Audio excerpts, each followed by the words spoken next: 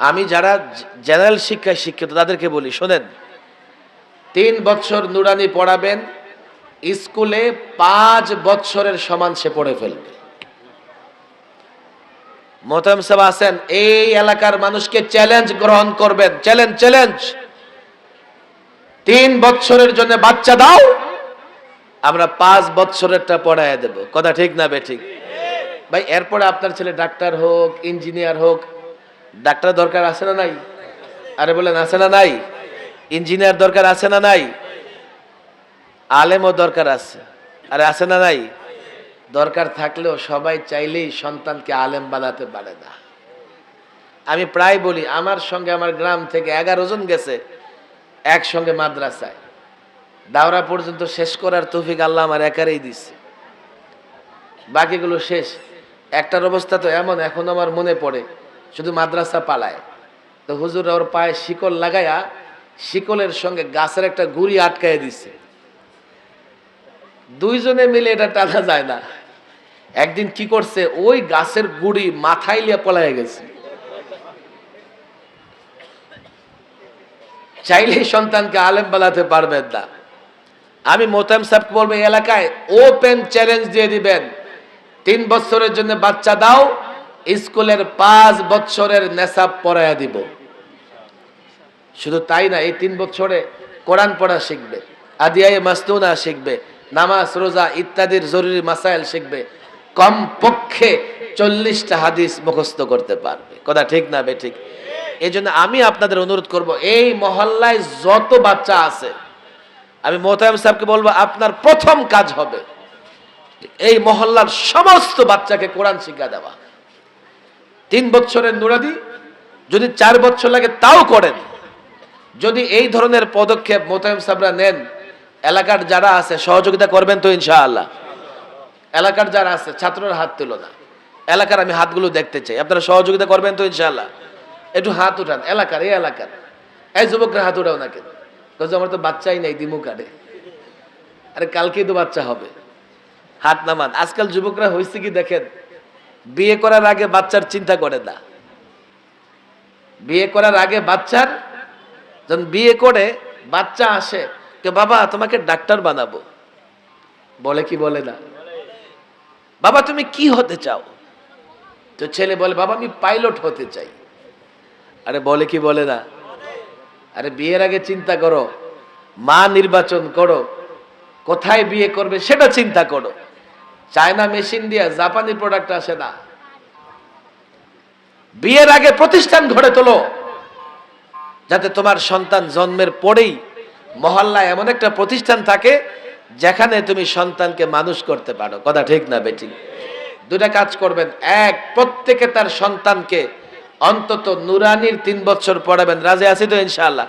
2, এই মাদ্রাসাগুলোতে সহযোগিতা করবেন। এক ভদ্রলোক এখানে কতটুকু জায়গা দিছে? 14.5 ডিসি মাইল।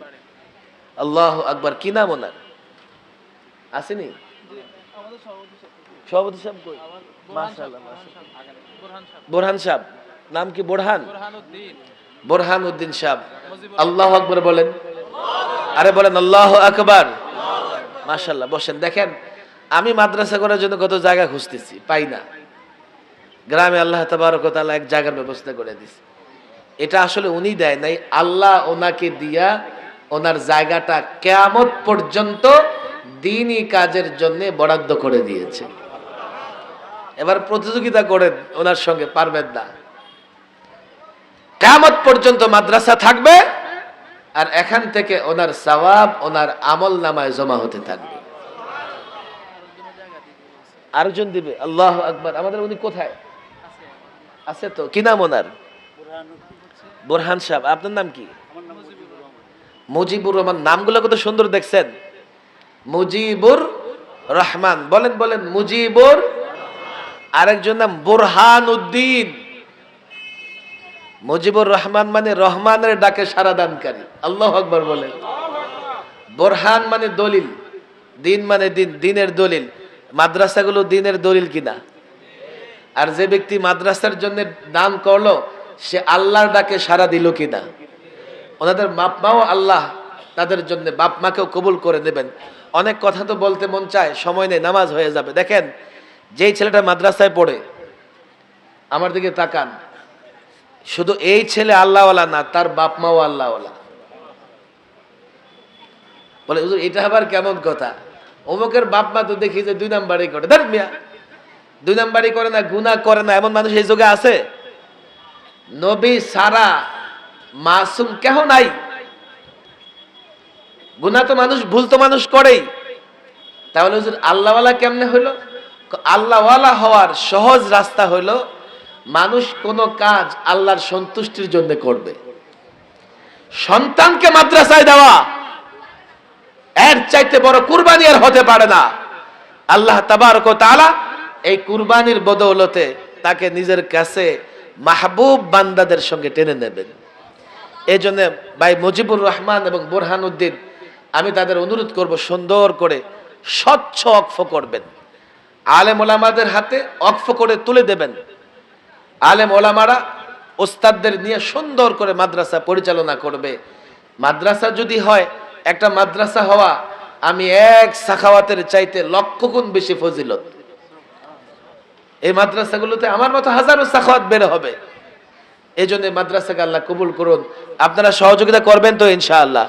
আল্লাহ তাবারক ওয়া তাআলা নতুন একটি মাদ্রাসা, যত জঞ্জাল আছে, ঝামেলা আছে, যত ধরনের ফিতনা ফাসাদ আছে, আল্লাহ তাবারক ওয়া তাআলা হেফাজত করুন।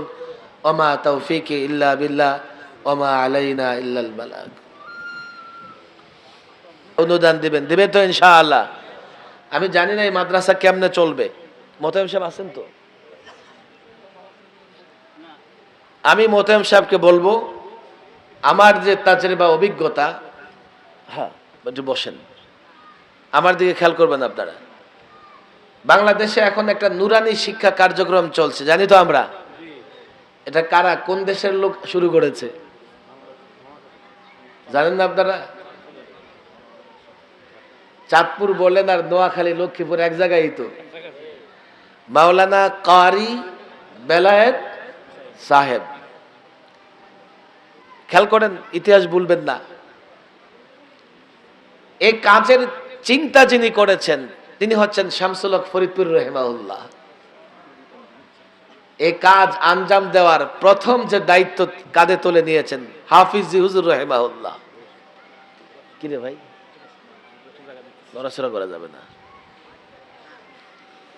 আর মাঠে ময়দানে এই নুরানি শিক্ষাকে নিয়ে যিনি মেহনত করেছেন কারি বেলায়েত সাহেব।